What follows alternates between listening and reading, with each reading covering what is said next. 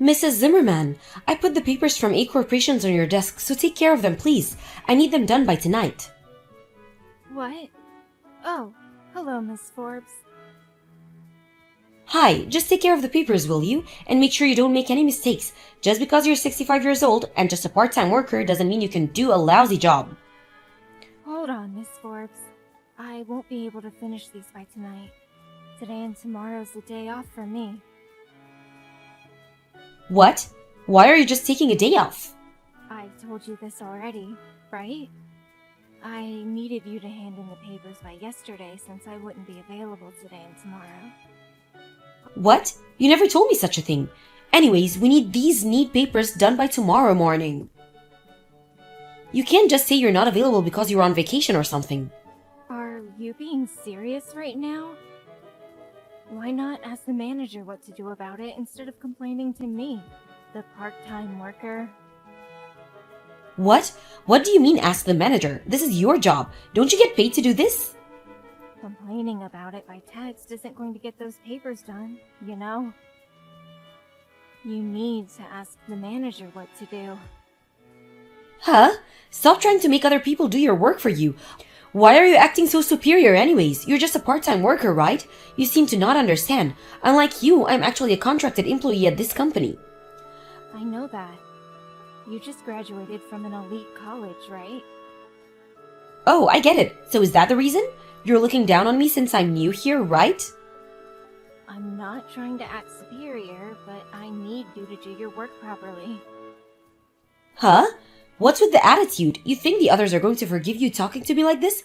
I'm gonna tell the CEO about this. Just what exactly are you trying to say? People your age should already be retired, but here you are working part-time. I wonder why. Do you have some sort of huge debt or something?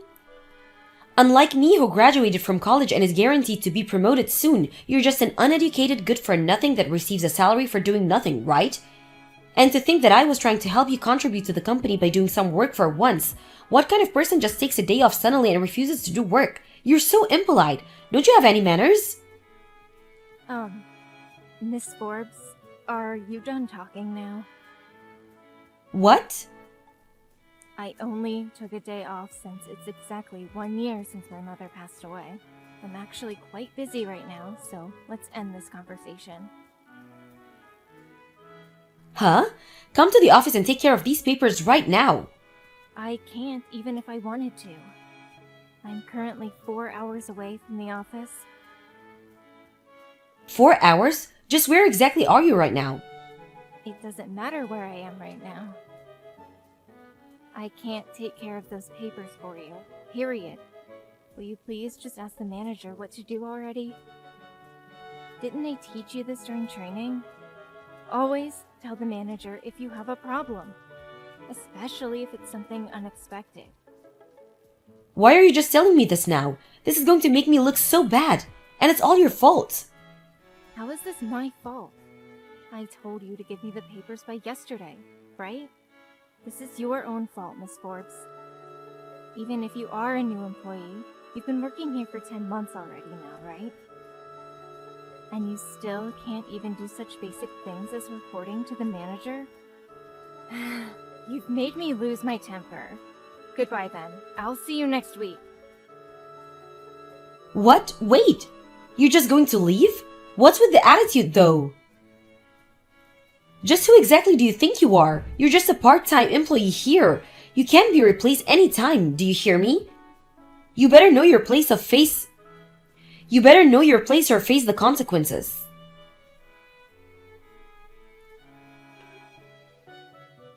Good evening, Miss Zimmerman. Sorry for disturbing you on your day off.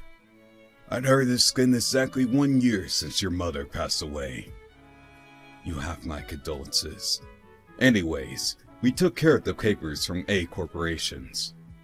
Good evening, Mr. Rowland. Thanks for taking care of the papers for me. Sorry for causing a hassle. Don't be. It's not your fault. I heard Mrs. Forbes forgot to get them to you before your leave. Still though, Mrs. Forbes' attitude is just too much. Tell me about it. Yes, it's true that she does do her job better than most of the other new employees, but she just has no respect for others. She's probably acting this way because she did so well on the project we asked her to take care of to test her skills. She only did well because you're supporting her. The other new employees who also did well understand that they only succeeded because of your help, and have been modestly learning from our senior employees and asking for advice ever since. Mrs. Forbes, on the other hand, thinks it was all her doing and is getting overconfident. It looks like it. Having confidence isn't a bad thing, but having too much is. So you think so too? Should we ask her to take care of that project? What project? We've been asked by headquarters to send 2 new employees to work on a deal we're going to make with D corporations from America. We were planning on sending you as well to support these 2 new employees. The best in our company are also going to be involved in this, so I thought it would be a good educational opportunity for Miss Forbes. You know, teach her that there are people much more competent than her. I see. If this still doesn't work, we'll have to think things through again, though. I don't want to have to fire her. This proves that I'm the best. I haven't even been working here for 1 year yet. I was chosen to take part in a project involving a company from America. It must be because I graduated an elite university and because of my past successes. Miss Forbes, 2 new employees were going to be chosen to participate in this trade deal with the corporations from the start, as a way for them to gain experience and educate the future leaders of this company. How people evaluate you depends on the work you do from now. You haven't been proven to be the best yet. Don't get that wrong. Yeah, it's not really convincing coming from a 65-year-old part-time worker. Why do you keep talking like this to your company? Anyways, you're only going to be coming with me as a support, right? Which means you have to do what I say. That's not what me supporting you means. Yeah, stop talking back at me. You should probably watch your attitude. Funny, because I wanted to say the same exact thing. Good evening, Miss Erngin. I told Miss Forbes she would be working on the deal with D corporations from America this morning. What was her reaction? Good evening, Mr. Rowland. I received some pretty amusing texts from her this afternoon. She says that this proves she's the best, and that I have to do what she says as her support. I see. I did tell her that you would be only there to give her advice, not to do what she says, though. Mr. Rowland, did Miss Forbes get into this company using connections? Oh, so you know this. More or less. Wasn't the CEO's wife's maiden name Forbes?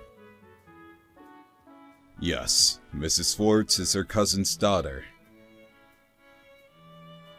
I see. Please don't tell this to the others. The CEO told her that if she uses her position to do harm, she would be fired immediately. I know it's a hassle, but please take care of her for just a bit more. I understand. Ms. Zimmerman, can you make the presentation in Japanese for tomorrow's meeting?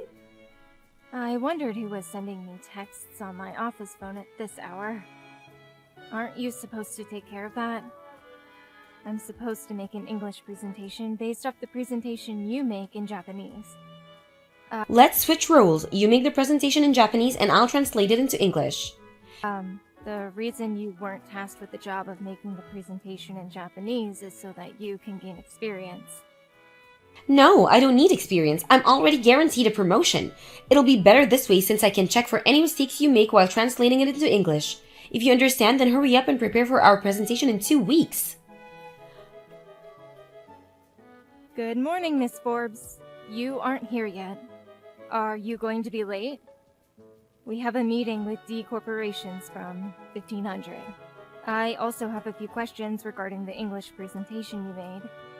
You see, I don't quite understand what you're trying to say in a few places. Oh, sorry, I caught a cold and can't speak well. What? Really? But the representatives from D corporations came all the way from America, so we can't just really cancel this meeting.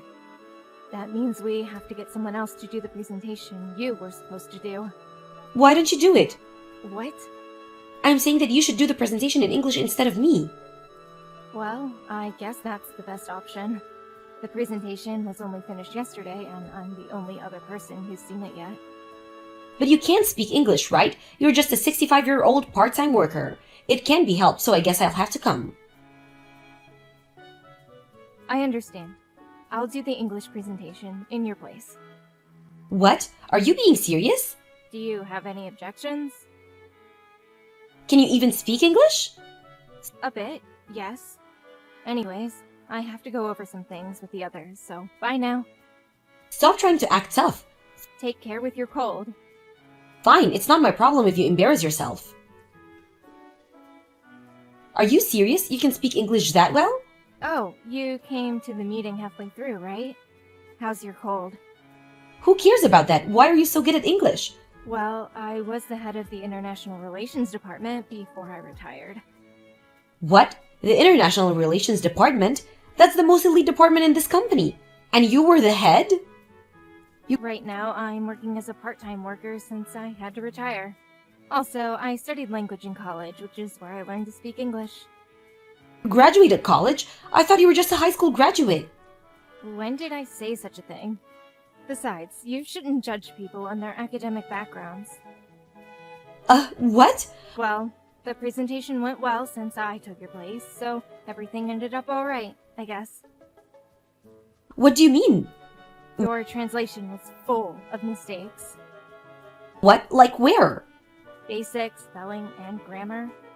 There were some parts where I couldn't even understand what you were saying. What? We needed to hand in the presentation by noon, so I quickly fixed all your mistakes. I can't imagine what would have happened if you turned in that presentation. No way! Are you sure I made so many mistakes? Yes, I am. Or would you like me to show the others the presentation you made? I wouldn't if I were you. It's a bit ironic, though. Thanks to me taking your place, we were able to make a $5 million deal with D corporations. What? We were able to make a $5 million because you took my place? Why do I have to be fired? I was just supposed to be promoted and become an executive at this company right away. This wasn't supposed to happen. You made a promise with the CEO, right? You promised that you wouldn't use your connections with him to do harm. And that you wouldn't look down on others just because you knew him. And that you would be humble and listen to what the senior employees said. Maybe you didn't do anything immediately harmful with your connections, but you obviously looked down on everyone you met. You were only hired because the CEO took pity on you, since you couldn't find a job after graduating, right?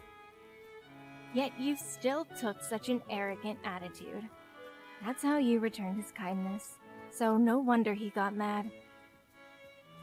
Please, Mrs. Zimmerman, can you convince them to hire me again? Why? You used to be the head of the International Affairs Department, right? They'll listen to what you say. But I'm just a part-time worker now. I have no right to interfere in such matters. Just try telling them. Impossible. Why isn't it possible? It's just not. Please, I'm begging you. It seems you wouldn't understand unless I tell you this directly. I don't want to work with you, Miss Forbes. Huh? What do you mean? You're finished with what you have to say now, right? Mrs. Zimmerman? Bye. Miss Forbes faked her illness on the day of the meeting with D corporations. Not that I ever believed she was actually sick. She was planning on making me do the presentation instead of her, and to come in halfway through to save the day. She didn't expect me to be able to speak English so fluently. The CEO found out about what she was trying to do and got mad and forced her to resign. Her parents were pretty disappointed in her as well. She tried finding a new job, but failed miserably. So she instead tried to get married. She fell in love with a handsome man and they started living together. She now just lives with him and does everything he says.